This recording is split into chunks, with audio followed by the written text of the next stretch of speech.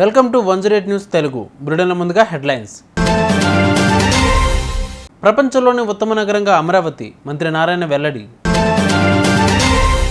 కేటీఆర్ చేసిన తప్పులు ఎవరూ చేయలేదు, రఘునందన్ రావు వెల్లడి.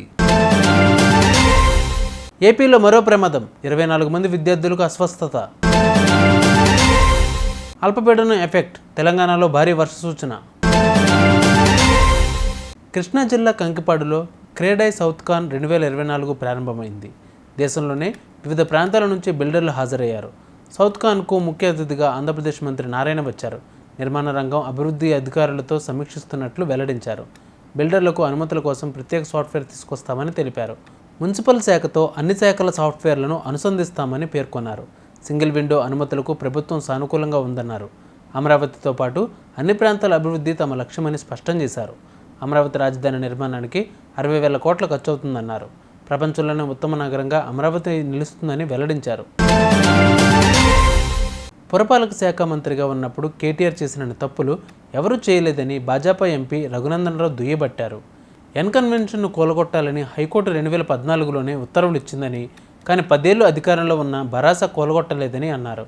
భాజపా రాష్ట్ర కార్యాలయంలో ఆయన మీడియాతో మాట్లాడుతూ, చెరువులు ఎక్కడెక్కడ కబ్జా చేశారో 10 ఏళ్లు అధికారంలో ఉన్న కేటీఆర్కు తెలియదా అని ప్రశ్నించారు.